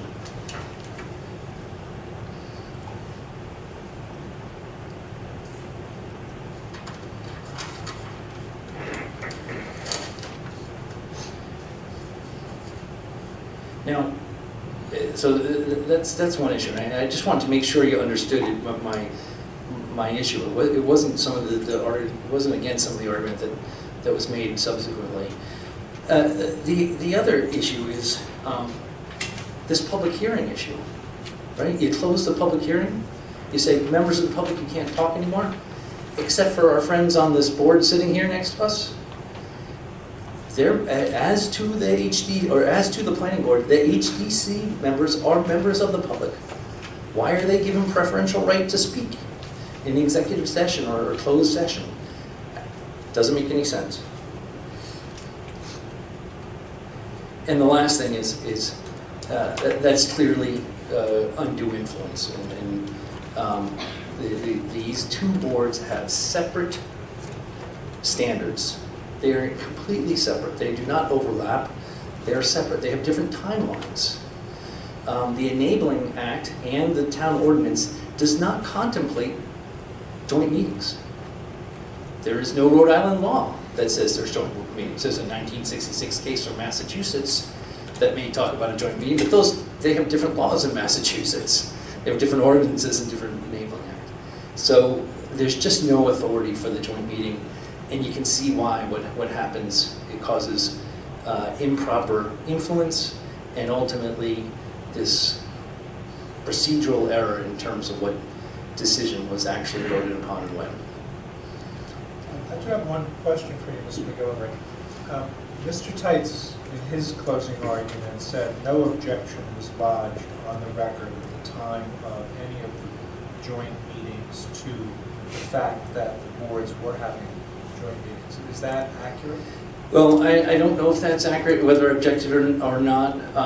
I'll take his word for it. But the problem for us is that this decision happened later. Our time to object was in our appeal. It did not appear that this was going to be such a mistake until the final decisions came out. And by that time, the public was shut down. We've made the point in the appeal. We've made the point that that the decisions don't reflect what was said. We're clearly allowed to do that at this stage. Thank you.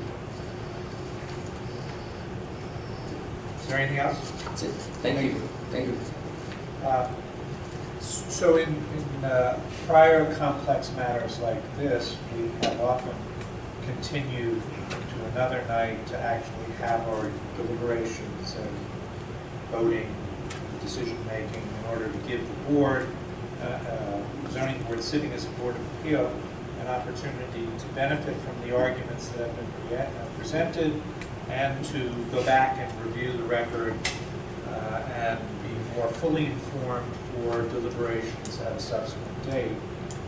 Is there anybody who thinks we should do something different than that? Nothing different, but I'd like to amend it that the missing record of the second decision be found and added to a database. Right, it ought to be part of the certified record since it was presented to the planning board according to Mr. Tights on July 12th and should be part of the record. So I ask our council to work with the planning, the principal planner in accurately assembling the records so we have the entire record. That was one of my items, and I guess since we're discussing it, so we're clear on what we think we need to review on that. In addition to the two separate decisions, the discussion and evidence of the two. What buildings were evaluated by the planning board? That question was asked during this hearing, and I don't believe we received an answer. I think we have to look at the record. I agree. Go back and look at the record of the various meetings to see what is on the record with respect to what buildings were evaluated. The record also includes all of the documents submitted on behalf of both the developer and the objectors at that time. So that there's additional material in the record. It's quite thick, and that's only part of it, because the rest of it's on this stick. So I think that's our responsibility to go back and review the record and see if we can figure out that question as well when we deliberate. So we need to set another meeting date. Ed's not here, but we definitely need to do that tonight. Is that correct, Sam? You have to continue to a date. You have to continue to a date, sir. That way you don't have to do that. The next meeting is the 3rd of December. Next regular meeting. Right. No, we're not going to do this on the. We need to set a separate date for deliberations for this matter.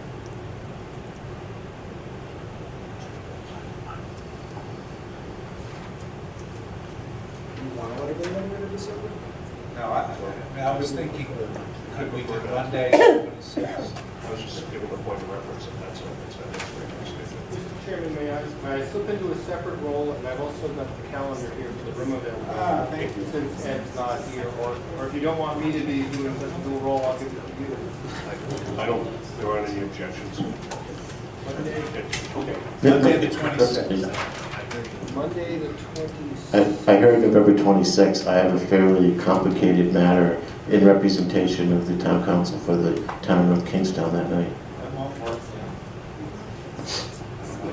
May I just clarify that you don't need Mr. McGilvery or myself or Mr.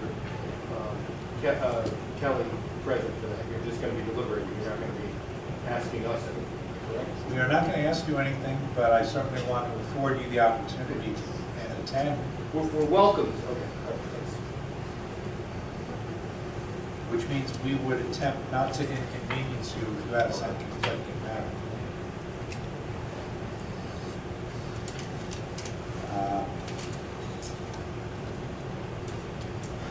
What about the 27th? 27th. 7th. 7th. Yes. Let's try to get that, I think.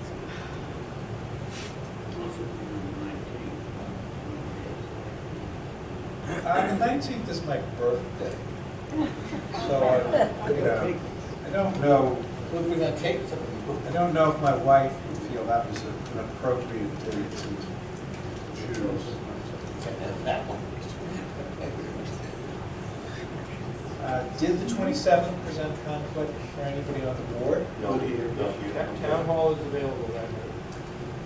Mr. Hammond? 27th, Tuesday, the 27th at 7. So is that going to work for all council if they want to attend? Yes, sir. Okay.